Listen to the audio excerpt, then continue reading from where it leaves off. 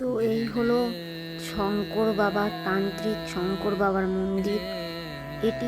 এখানে হচ্ছে হোম যজ্ঞের দ্বারা কাজ হয়। এই সেই স্থান। এখানকার মা খুবই জাগ্রত। এখানে মা চণ্ডী আছেন, মা কালী আছেন এবং একটি শিবলিঙ্গ আছেন। এখানকার যিনি মা, তো তিনি গরিবদের অনেক উপকার করেন এবং গরিবের কাছ থেকে কোনো টাকা পয়সা নেওয়া হয় না, বিনামূল্যে মা গরিবদেরকে সেবা দেন।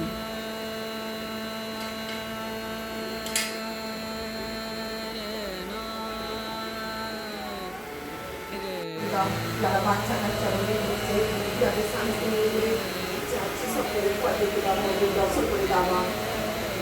যারা কোনো অসুবিধায় আছে তাদের মন্দির দর্শন করে দাও মা।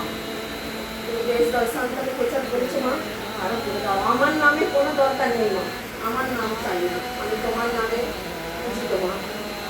তুমি তোমার নাম ছড়িয়ে যাক, হাজার মানুষ যারা কষ্ট পাচ্ছে তারা এখানে এসে স্থান পায় মা, স্থান পায়।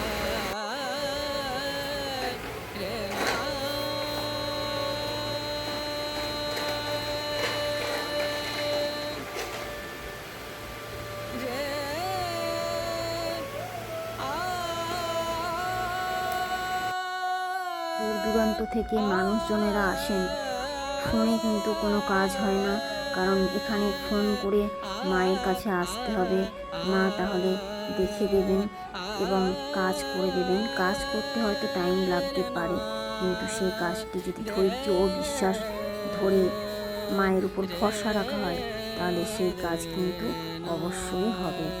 তো মা হলেন মঙ্গলময়ী। মায়ের উপর ভক্তি ও বিশ্বাস রেখে আমরা যদি সেই কাজ করি এবং মায়ের কাছে প্রার্থনা করি বা কোনো মনের কামনা নিয়ে মানসিক করি, সেই মানসিক অবশ্যই পূর্ণ হয়।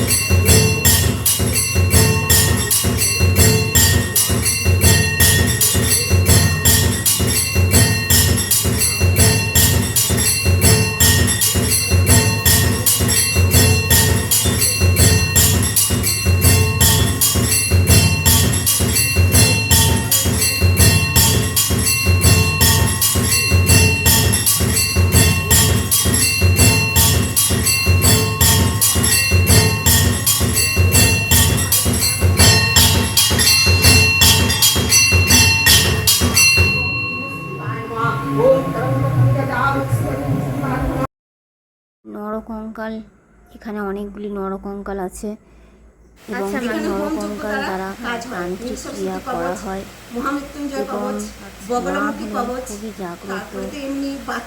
মায়ের এখানে সব কাজই হয়, সন্তানের সমস্ত রকম দোষও কাটানো হয়। আপনারা এলে কিন্তু মায়ের কাছে আসবেন, বিশ্বাস ও ভক্তি নিয়ে এবং আপনাদের কাজ কিন্তু অবশ্যই হবে। হবে। কাল সর্পদোষ কিন্তু কাল আপনাদের সর্পদোষ ধৈর্য কাটানো হয়। ধরে আচ্ছা, থাকতে হবে। আর ধরুন স্বামী স্ত্রীর মধ্যে স্বামী অশান্তি, স্ত্রীর আর গরিবদের মিলনটা কিন্তু বিনামূল্যে মা বাস্তুদোষ, কাজ বাস্তুদোষ, করেন, তাদের কাছ সব থেকে কিন্তু কর্মবাধা, কোনো বিবাহ রকম বাধা, কর্মবাধা, কর্মযোগ। এখানে নেওয়া হয় আচ্ছা। না।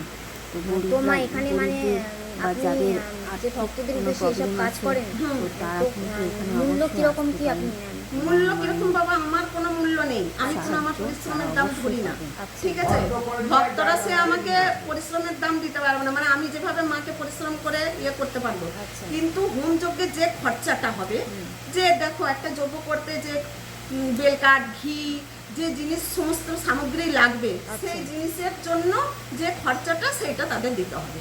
আচ্ছা, ঠিক আছে। মানে এমনি কোনো মূল্য লাগে না, কিন্তু ভক্তরা যে যেরকম কাজ যেটা কাজ করাবে করবেন, হোম যজ্ঞে সেইভাবে যে জিনিসপত্র কিনতে হবে, সেই জন্য তারা মূল্য যেটা লাগবে সেটা দিতে হবে।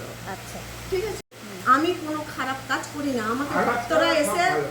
ভক্তরা এসে যেন না আবেদন করে যে মা আমি অন্য কোনো হয়তো কারোর সঙ্গে একটা স্বামী স্ত্রী আছে বা অন্য কোনো আবার কিছু করে দিতে, সেটা আমি কোনো রকম করতে পারবো না। অনুরোধ করছি, কোনো খারাপ কাজ এই মন্দিরে আমি করি না।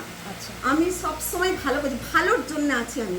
আমাকে যা বলবে, বললাম অর্শের ওষুধ খাওয়ানো, শরীর বড় বড় মহামৃত্যুঞ্জয় কবচ, বগলমুখী কবচ, হোম যজ্ঞ দ্বারা, মায়ের প্রতিষ্ঠিত দ্বারা আমি সেই কাজ আমি করে দেবো। ঠিক আছে, মানে এখানে কিন্তু ভক্তরা, আপনারা সবাই শুনে নিলেন যে এখানে কিন্তু কোনো খারাপ কাজ করানো হয় না। তো আগে রোগ জ্বালা হলে আগে আপনারা অবশ্যই ডাক্তার দেখাবেন। যখন ডাক্তারের কাছে কোনো সমাধান পাবেন না, তখন কিন্তু আপনারা বিশ্বাস ও ভক্তি নিয়ে অবশ্যই মায়ের কাছে আসবেন, মা সেই সমাধান কিন্তু আপনাদের করে দেবেন।